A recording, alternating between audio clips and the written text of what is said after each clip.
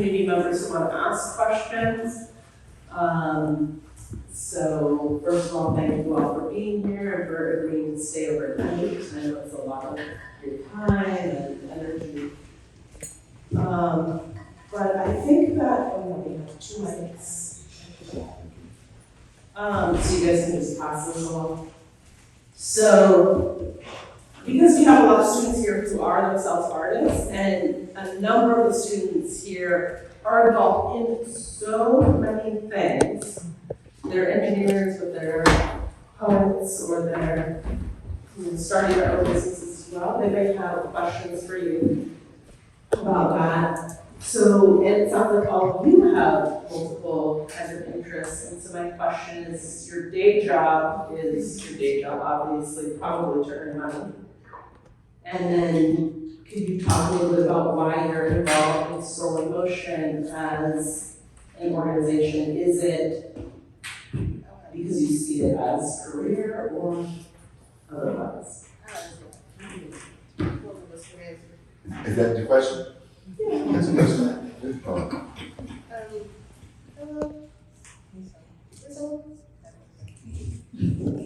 Okay. I was convinced. I would like to say, I'll start with the latter end of your question, why I joined Soul in Motion. For me, being an African American, not necessarily having a place where I come from, you know what I'm saying? You guys have a home, Cambodia, Zimbabwe. I'm just from the DMV, and they kind of just meshed them all together. It's like DC, Maryland, and Virginia. So for me, there was like a hole of trying to figure out where do I really fit in, what can I really connect to. And you can't be more African than Africans. You can't even try to be, you know what I'm saying? There is a kind of a closed community somewhat. So you have to find the spot that you fit. And for me, Soul in Motion is just that. It fills the hole of me trying to connect with my ancestors, my roots, and just being African American. It just meshes them together so nicely. And I don't know if you saw me out there, but a lot of times I close my eyes because it's really just connecting with the drum and with the music. And there's freedom there. For whatever reason, there's freedom there. Now we do a lot of jobs, right? It's because the bills gotta get paid. I have 2 kids, I'm a single mom, 10 and 7, and they do multiple things. They're totally different. One of my children does basketball and kung fu. The other one wants to dance and do gymnastics. So money doesn't flow, and the day job just don't do that. You know what I'm saying? So you have to do other things, and it's best to do things that interest you, so that you won't feel like you're stressed out doing them. So that's why I'm at Soul in Motion, and that's why I have like 15 jobs. Hello, can you hear me? Yes. For me, I danced my entire life. Someone said they started when they were 3. I jumped out of my mom dancing. I went to the high school of performing arts, my undergraduate degrees in performing arts. And I really tried to be the starving artist. And I found that I did it because I had a passion for it, and it was the calling that was placed on my life. But one day I was like, I don't think I'm gonna be Debbie Allen, or I could retire doing this. So I really needed to find something else. I knew that I had a passion for dance. I loved anatomy. And my mom had a stroke one day, and I had to go to a physical therapy session with her, and it was like the heavens opened up, and I was like, I would look cute in a lab coat, Mom. I'm supposed to be a physical therapist. And it just made so much sense. So I went through physical therapy school, and I started working, so now I'm a therapist. So I retired from dance, so I thought. And so when I moved to Maryland, because I'm from Philadelphia, I met one of our drummers here. And he was like, you need to, come with us. We're doing a play. We need a dancer. And I was like, I don't dance anymore. I'm a therapist. And when I met Michael, our spirits were just like connected. And so he invited me to join Soul in Motion, and they were just drummers looking for dancers. And my thought was, you know, you're a dancer, let's all collaborate. But when we got into the studio, they're like, Pam, what are we doing? And I was like, So I joined Solar Motion because it was like when I became strictly a physical therapist, it was like I couldn't breathe anymore. It was like dance is my passion, it was my calling. It's not just something that I do. So I encourage everyone, like, never give up your talent, your God-given gift, your passion. But yes, I do like lights and heat and those things. So it's like I have the best of both worlds. But you just have to find what your niche is. And even with physical therapy, it's not a job for me. It was the calling that was placed in my life. I love helping people, knowing that their arm looked like this, and now they look like this, or knowing that I made life better for them.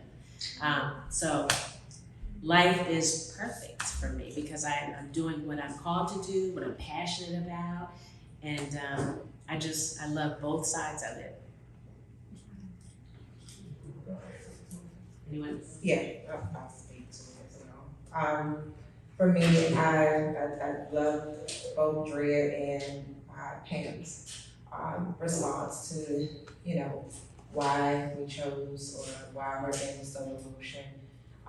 For me, I think it was, and I have to piggyback a little bit from what Drea said, it was about the connectivity and Michael friends, like his personality, his energy, not just being there because of him, but he makes you, or he made me, should I say, when I came in, very welcome. The family in itself, we are a family. During that time, I think for me, when I joined Solar Motion, I was Zumba instructor. And so I do that as well part-time, and with that, I knew that dancing, I wanted to create a video, should I say. I think that's how I started out. I wanted to start a video with my instructing, my Zumba instruction. And so it was a guy who said, let me put you in touch with Mr. Michael Friend. And I said, I'm just looking for a videographer who could record certain things for me because I'm getting ready to, you know, start doing some CDs. I want to put them on CDs for myself. I want to be able to sell them and see what they do. And so he said, let me just talk to Mr. Michael Friend. I said, okay, whoever that is, okay, great, fine, whatever. I didn't think my speaking ready to help me with this video. And he put me in touch with them and he called me back. He said, can you come around Tuesday at about 8:30? I think you got us all like that. And I said, Tuesday at 8:30. Yeah, I think I can meet you there. I said, I can't wait for this video. I'm telling my mom and my friends, I can't wait. I'm getting ready to get the video out. This is getting ready to hit. Just getting ready to do something. I said, okay, fine, get ready to take off. No, that's not what happened. God has some other plans. And so I got to the studio and this core group, ready, the drummers to the dancers just sitting there. I'm like,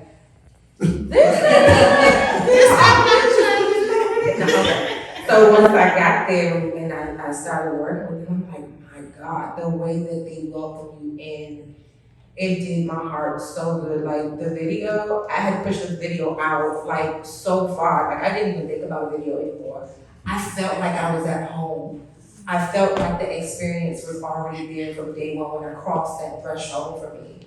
And I get a little emotional about it because, again, what do you even, Dre said, it's hard to find where you fit in, what's your place. And I think for me, I knew instantly this was home for me.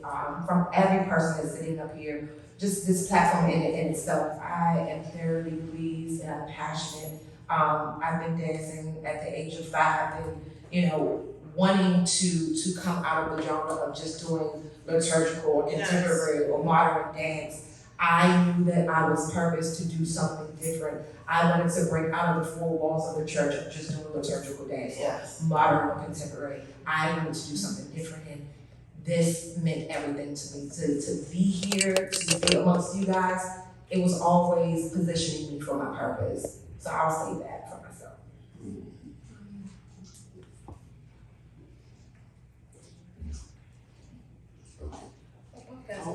But look, I can't really say anything about like to be in this group.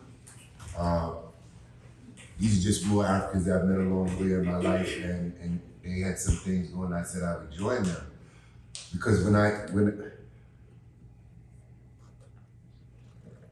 and I'm glad for this discussion. I mean, the main thing I want to focus on is that if people see this separation. So the first thing, one of the things before I even got to be drumming, I guess one of the reasons why I wanted to get into it wasn't for drumming, it was like the culture. My grandfather was what they was called a Garveyite. So I don't know if you know who Marcus Garvey is or what that movement was, but that's something you might want to write down and you can look. But this was a movement here in the United States. This was a man that came from Jamaica. Essentially, I would say he was Pan-Africanist. He believed that all Africans needed to return home to Africa. So there's this whole movement, and of course they put him in jail and all kind of other stuff. But that's a story. But that's where we really started.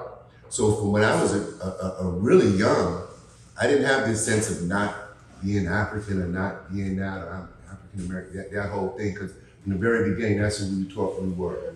So we asked about it back at home. They said, if a cat has kittens in the oven, it don't make them biscuits. That's who kittens. So because Africans have been having children all over the world, that doesn't change that. It's not in just your external language and some of the notions that you do. It's basically in your blood. So any of you really want to know, just get a DNA test and you see the connection. And then again, Africa is not, as many of you know, we say that, but someone born in Nigeria may feel is different to somebody that's way on the other part of the continent in Zimbabwe. The way they do things is no different than the African American. And what separates us is usually the media and everything you say, because most of the people that I hear from Africa say, them African Americans, and the Africans I hear from here, Americans say, them Africans. Basically, they've never been in a room like this and sat and talked and began to exchange, because beyond even Africans, all humans, we're more like them, we're different. We just spend so much time trying to see how we're different and not how we like it. Because I see there's engineers here, people are going to be doctors. Very few people get hit, except unless they're extremely racist, which means they're nuts. Because in an accident, it says, is a doctor black or is he white? You put a picture. I generally don't ask those kinds of questions. Some would, but then I have to say they're just crazy. And the other thing that is different too, because there's the art as we see it in the West, which ties to so many things about making money in this. Because when we think of artists, we generally think of people with a lot of, these rich art. In Africa, art is an everyday expression. It could be something as simple as the way your mother does your hair is an expression of art. It's just so much. It's just part. It's a way of life. Because these dances here that they're doing is on stage, but they're part of the life process. The one they were doing when the ladies were drumming, that's been designed to be for ballet. They say, it's casa, they're doing all this stuff. But actually casa is the music that they play for the people when they were working and tilling soil. Okay, so this music is spiritual in its nature. It's really not to be for making money, but we have to, as they say, make a living. But that's why every one of these artists is probably and does other things other than that. Because there's no value in this. No one can get into African drumming and dance and think really, really much they're gonna make a full living doing just that. I've been in it for a long time. I don't know nobody. In fact, some of the people that with all the CDs and stuff that come to America that's supposed to be the most popular, the biggest people in this art, have passed away here and didn't have money for their bodies to go home. These are the ones that we call the legends. So, to do art like this for that is always about sacrifice. But again, no matter what you do, you're actually an artist. We're all creating, and that's what art is. It's creation. I got brothers over here, electrical engineer. I think he said electrical. When somebody was an electrical, I heard that. Yes. That's creation. It's building. It's art.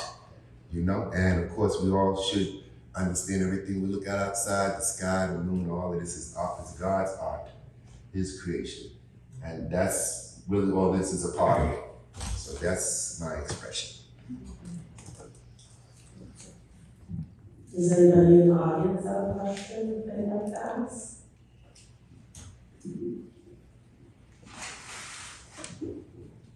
Yes.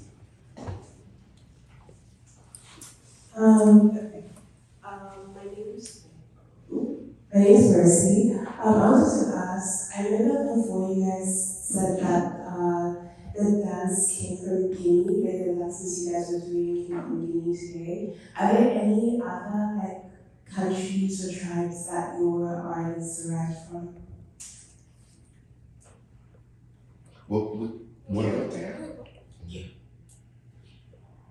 You mean some of the dances that we do today that they come from, or there's other dances that we do that come from other countries? Yes, mainly Senegal and Mali. And again, I had mentioned that the major ethnic group and the rhythms and the music that was the major focus was Malinke or Mandingo, coming from the Manding Empire, with the understanding that these peoples moved between Guinea, Mali, Senegal, the Ivory Coast. And so a lot of these rhythms, a lot of the dances, a lot of the traditions moved through these ethnic groups as the ethnic groups migrated. So for instance, Lamba that we did in the beginning can go under another name, Sundiata. The Sundiata is a dance out of Mali, but it's the dance is similar and the purpose is similar. Lamba is the dance of the griot, that the people that generally dance Lamba are the Gele or the griot people who are known in West African traditions to be historians and musicians. So they play the balafon that looks like a xylophone, the pieces of wood that are lined up and have different tones. The 21-string kora, the big gourd that's emptied out and has strings on it. The ingoni that I think is sort of the first or the prototype of the banjo. So these instruments and these dances, this music is this lineage of griot people.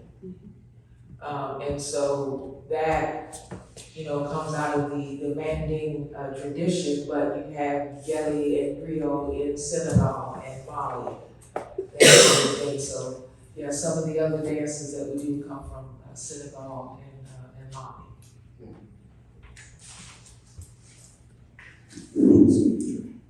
And I just wanted to add to this, because we had a meeting just with the group prior to coming to the campus.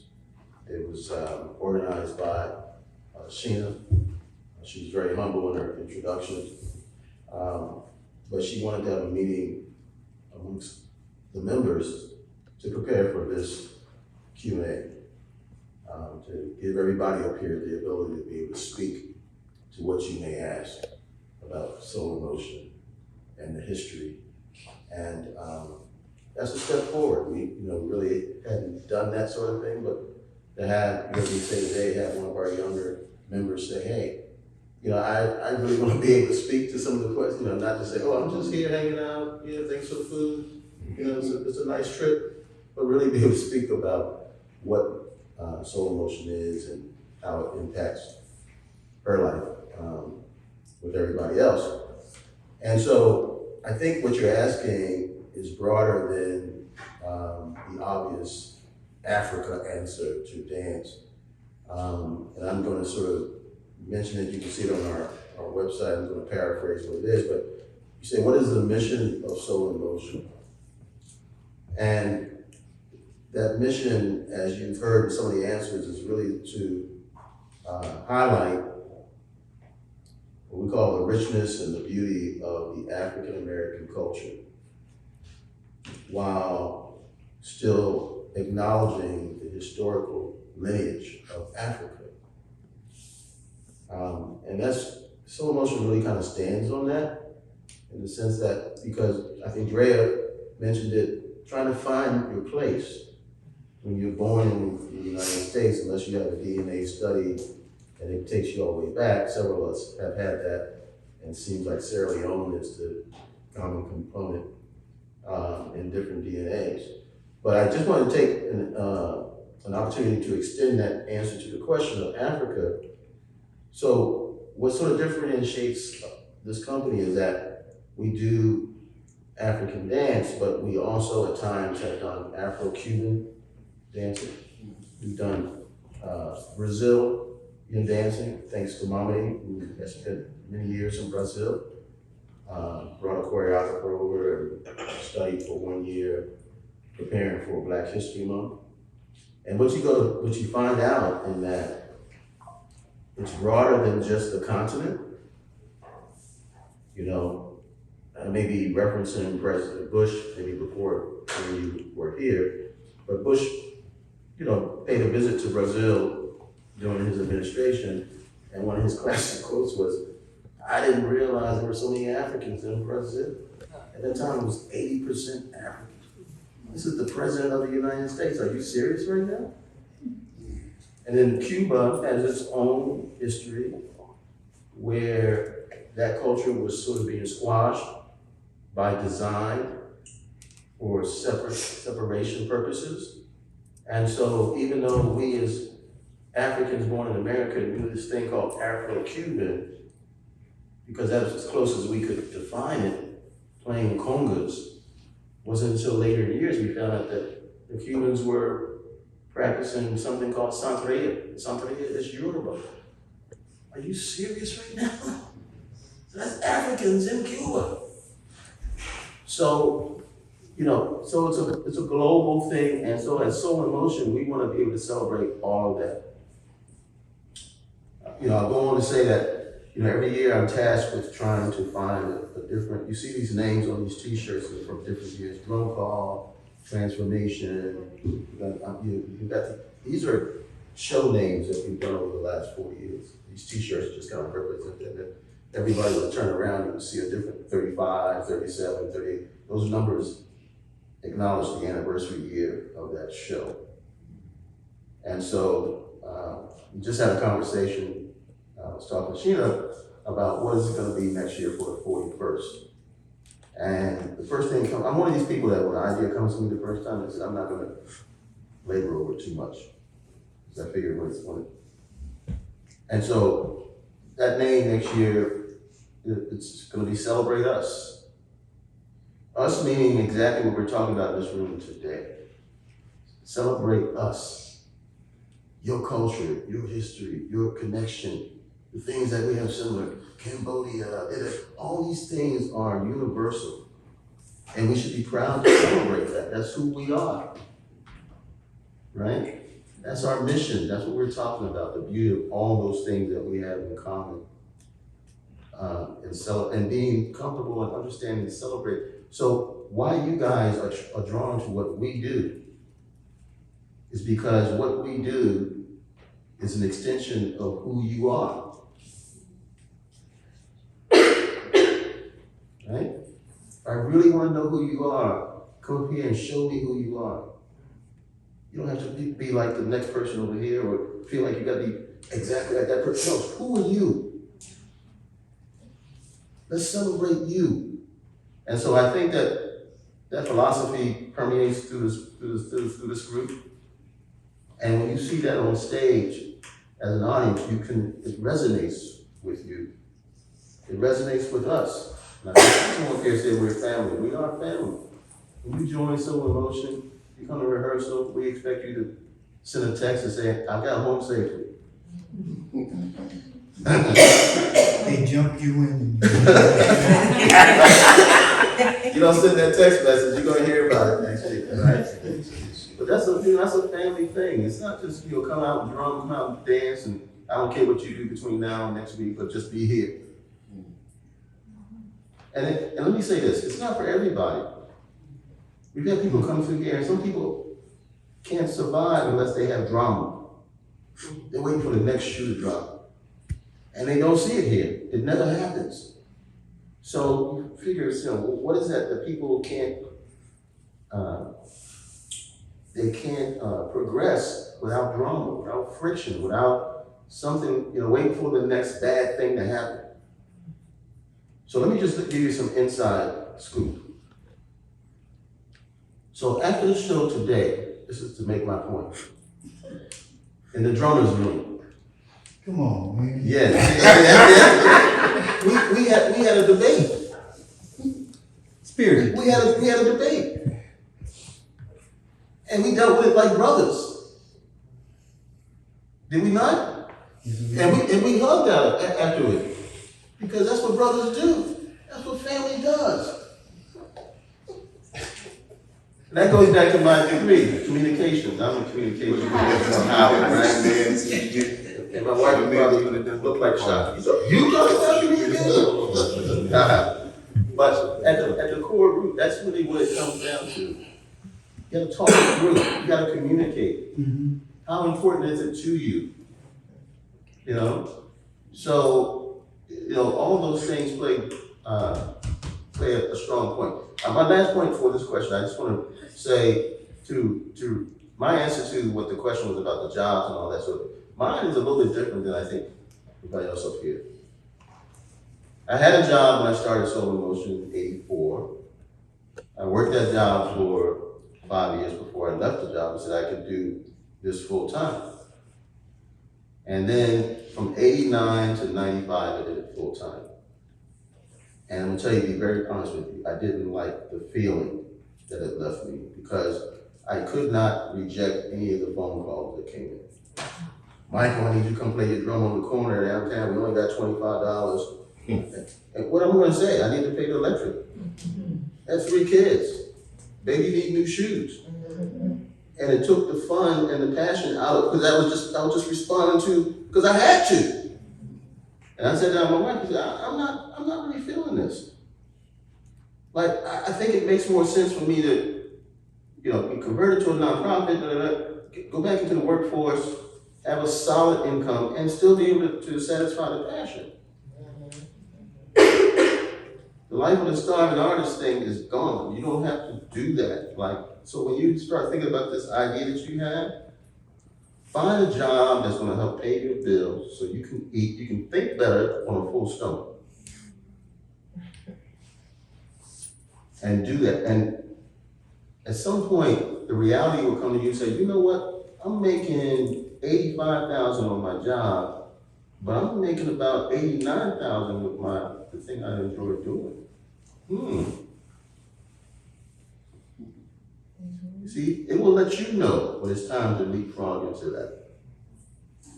You don't have to feel like you gotta get rushed. I gotta get this thing started, I gotta let everything go. No, that's not very smart. Take the sure thing, use that, because I even tell my son it's the same thing. When you have a job and they pay you, they cannot tell you what to do with your money. You did the job, you did it to the highest point, they're satisfied, now you get paid, now what are you gonna do with the money? And that's your time, that's your investment in yourself, and investing into yourself. And you'll come to the point where you say, wait a minute, I'm doing better over here with this. And I gotta compare the two. But you wanna get to that point first. Okay.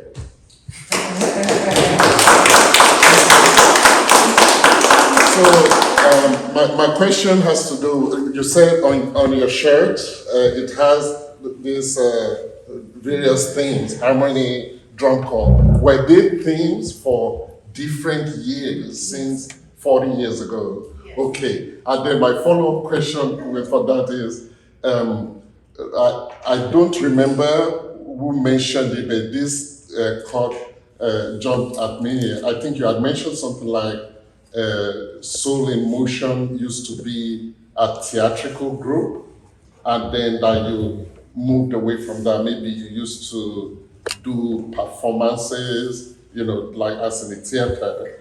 And so what what is that difference? Like, did you used to put out shows, maybe tell a story, like a musical or something like that? And then now, do you, I mean, I think the name is interesting, Soul Emotion. That means you are moving a lot around the country. So, what are the causative factors? What made you change from that theatrical kind of presentation to what you are doing now? Yeah. I'll say a few things about it. I'm gonna let Keith talk about it as well, because he always does speak to this. So I grew up in black theater in Philadelphia. My sister and I, who was co-founder of Soul Emotion. And we came through black theater in Philly.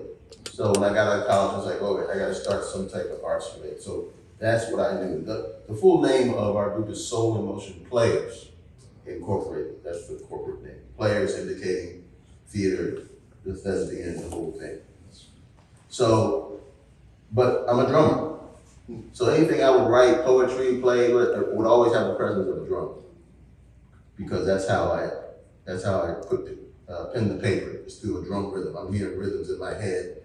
And if you read one of my scripts, you would kind of see this pattern of rhythm coming through it. And I read a book by Tony Browder out of Howard. He's an Egyptologist. And it was called From the Browder Files. And it was just all about the number 13, the symbols on the dollar bill. It was all connecting back to Egypt. I read it, I don't know, hour and a half, 2 hours. I just plowed through the book. And I was like, man, this is incredible. And because I see in pictures, it triggered me to write a play called We Are Africa. And then I went to the NACA conference, which I think Bucknell was a member of. I don't know if you still are, National Association of College Activities.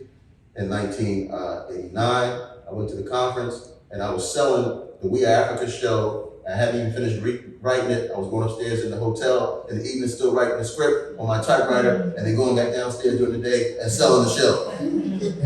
Best thing since sliced bread, right? I'm writing because it was such a strong concept for me. And we toured that show for 13 years, but it had dance, and that's how I met Pam, that's what she said. We needed a dancer for one of the scenes of the show. Then we just started getting inquiries about African dance and drum, African dance and drum. So across town, I was rehearsing with Pam and the other dancers, and I had to run back across town and work with We Are Africa, because I had a cast of people that were touring. And I was like, wait a minute, this is going, I can't continue this pace. I'm rehearsing over here with a cast of people for the play, and then running across town to rehearse with the dancers and drummers. This was the future. This was the transition that was getting ready to start happening. This is one of the things I was saying earlier. You will know. Time will let you know when change is happening. And will let you know when it's time to sort of turn into the butterfly. You gotta know, you gotta recognize, not be stubborn. So in 2001, I think it was the last season of We Are Africa, and guess what? It just happened to be the 13th year. Who knew? And then Pam came in and we sat down and we talked. We said, do we want to do this? Do we want to do this because I'm not a dancer and she's not a drummer? So we're going to do this. You got to handle the dancers, I'll handle the drummers. And ironically, now I think I'm a dancer and she plays the drums. Right? So when you look at the history, but Keith is always sure to tell people, but we are a theater company first. We tell stories. Right? And we're trying to share that with our younger folks, because I would say probably some folks up here have never seen any footage from We Are Africa from 1989 through the early 2000s. But that's the history over 40 years. But that is what really brought us into the realm of African dance and drum. Spoken word, theater. So if it comes out in our expression and because that really is who we are at its core. Even though we might not write a script down and say we're going to tell you a story, we are telling you a story. If intellectually you watch it and say, oh, this thing has like a thing. So by the time we get to the end, you're jumping in and dancing because we took you there. We told you the story, and your body is saying, I now have to I gotta be in that. And that is a blessing, right? Because I've seen a lot of companies, and what makes us unique, what makes us different is that very thing. Right? And we have to acknowledge that and understand what that is. We don't see it like you see it.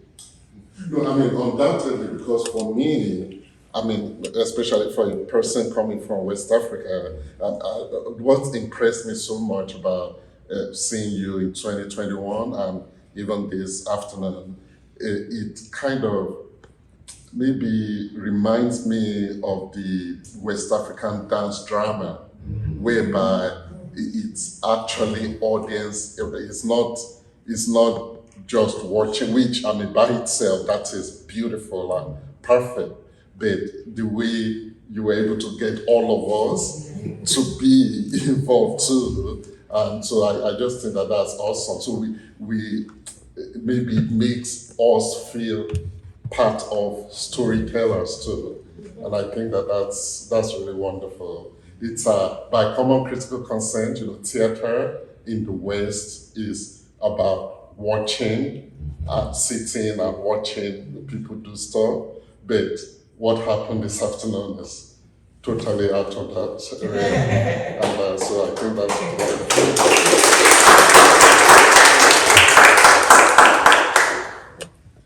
I have a question. Go ahead. You don't want to talk no way, so go ahead. You know what you're trying to say. Go ahead, baby. So thank you so much. It's a pleasure to sit here and witness all this passion and get into the history of slow motion and what really drives it so it is. My question is just